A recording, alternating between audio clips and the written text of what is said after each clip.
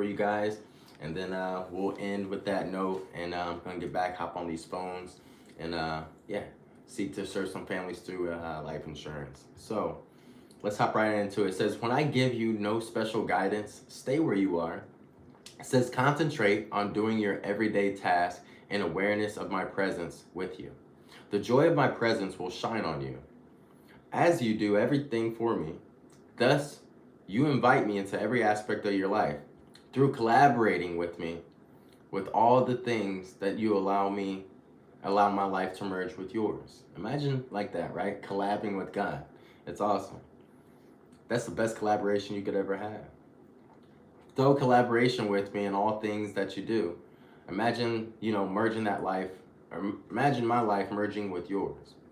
So it says, this is the secret of not only joyful living, but victorious living. I've designed you to depend on me, moment by moment, recognizing that apart from me, you can do nothing. Be thankful for quiet days, for when nothing special seems to be happening. Instead of being bored by the lack of action, use times of routine to seek my face. Use times of routine to seek my face. Although this is an invisible transaction, it speaks volumes in spirit realms. Moreover, you are richly blessed when you walk trustingly with me through the routines of your day.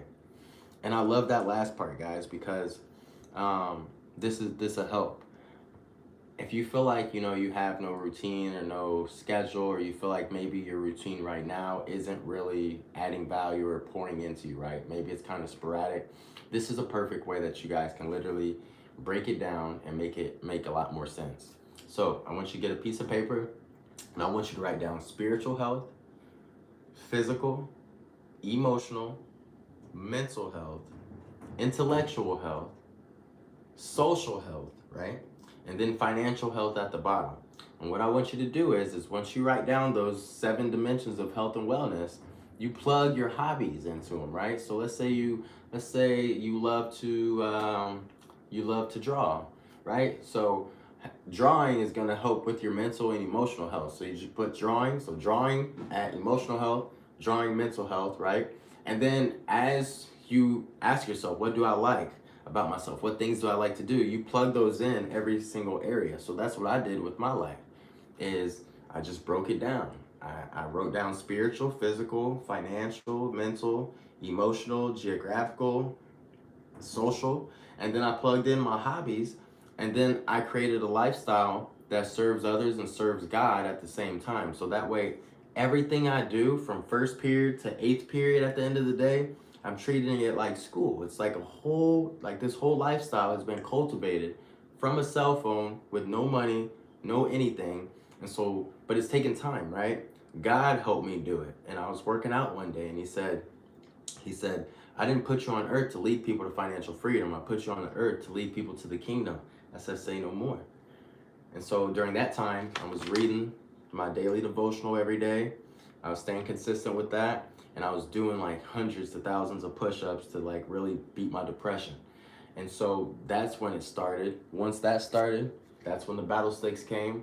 After the battle sticks came, that's when, the superfoods came. Once the superfoods came, that's when the O Snap came. So now I'm like a brand ambassador for myself, for O Snap, for superfoods. I do insurance. I got a podcast and all this different stuff now from scratch. So, and it serves for a better purpose. It's bigger than me, right? It serves people. So I just want to share that transparency with anybody who might be at rock bottom, who might just have a cell phone, and show you guys, how God was able to help cultivate my lifestyle in order to help me live a lifestyle that serves him, serves other people, and then also pours back into myself. And so for all the youth out here, I'm gonna end on this note because y'all really like this one. What I always tell people, so as a kid, right, we get a video game and we play the basketball game and we can create our player, right? So let's say we're 5 feet. Say you're 5 foot tall, but you want to be 6'6". You can make yourself 6'6" on a video game, right? And so what do? You put his speed all the way up. You put his stamina all the way up. You put his 3-point shooting all the way up, because you got to hit the game-winning shots, right? And then you put the dunk, right? He's gotta have the best dunks. So when we're creating a video game player, right, we're pouring into all those areas that we want him to be great in. That's the same thing with life, right? So spiritually, so erase the dunk with spiritual health. Erase the 3-point shot with physical health, right? And so that's how you do it. So spiritual health, physical health, emotional health, mental health, right? Mental health, positive affirmations, emotional health, positive affirmations. How do you talk to yourself, right? How do you treat yourself, right? When things are hard, how do you stop the voice of the enemy and say, you know what? God already equipped me. I'm enough. I might have got an F or a D on that test, but I'm enough. And Jesus is enough, right? And so if you're already equipped, right, you're called to do what God has you here to do. So with that being said, when it says, be thankful for the quiet days when nothing special seems to be happening. Instead of being bored by the lack of action, use times of routine to seek my face. Although this is an invisible transaction, it speaks volume in spiritual realms. Moreover, you are richly blessed when you walk trustingly through me, through the routines of the day. So, again, y'all, um, spiritual health, right? I wish I had my thing that I written down. So again, if you feel like you're in a fog right now in your life and you feel like, man, I'm lacking spiritually. So let's ask ourselves, where are we at spiritually? Where are we at physically? Where are we at financially? Where are we at socially? Do we have a social group? Are there people pouring into us? If there's not, then we need to make some adjustments, right? And so I'm asking myself these same things. This is something that I review and I reflect quite often to make sure that my steps following God are efficient and effective, right? If I'm on the front line, I can't be a half stepper. So I got to make sure that I'm doing everything in my part. So if anything hits the fan, hey, if you stay ready, you ain't got to be ready, right? So with that being said, spiritual health, right? Physical health, emotional health, right? Intellectual health. So what's fueling your intellectual health? Do you have books around you? So I'll show you guys some books that I keep by me at all times. So this is Goliath Must Fall. This is the workbook of it. This is to our life group. So we have a life group every Wednesday, 5 p.m. We go live on here. Of course, the Bible. Gotta have the Bible near you. And then my buddy Collins has a book just the other day. So this book is a book that we'll be going over after Goliath Must Fall. I also have a book by my best friend Amanda Ralph. She wrote a children's book called Just the Other Day. So we will be going over the children's books with the kids for the I Am Battlestrong book club. That will be coming out. I will let you guys know when that comes out. But this is the thing, guys, and I also have some children's books coming out myself. But with that being said, it's very crucial, guys, that we break down our lifestyle. What does your lifestyle look like right now? What's serving you? When you wake up in the morning, are you excited? If not, why aren't you excited? So you have to ask yourself, what things do I have to remove so my life can get exciting? What people do I have to move so my life can add some more value, right? What things do I have to add under my belt? Tools, resources, right? What things do I need to provide more value to other people, right? Because anytime you walk in the room, whoever can, let's say I need help right now, right? I call a maintenance man. If I call a maintenance man, he shows up with just a screwdriver, I'm probably gonna send him back and be like, oh, I'll just go get a butter knife and do the same thing you could have did with a screwdriver. Now, if I call for help and somebody comes with a whole toolbox, right? They got a lot of resources. They're more prone to be the solution to my problems. So we have to ask ourselves, do we have a lifestyle that is creating solutions for our problems? So if we have bad health, are we working out? Point blank period. Are we working out? Are we taking time to take care of our health, right? Because we can't say we care about other people if we're not taking care of ourselves. And I'm just being honest. I found it way more easier to love people, to respond to hate, the more I take care of myself. It's like I wake up every day, I use the battle sticks. For those that don't know, pull it out like that. And I have workout videos. I have a playlist that you guys can check that out if you guys want. But it's all about being proactive. And so I don't want to be long with this video. But I definitely want to share this with you guys because it's definitely helped me, and it's a daily practice that I do for myself. Like I have like sessions, right? So I have like first period, second, third, fourth, fifth, sixth, seventh, eighth, and it stems from the curriculum in schools. when kids grow up, and for any kids that's listening to this, you're going to get older one day.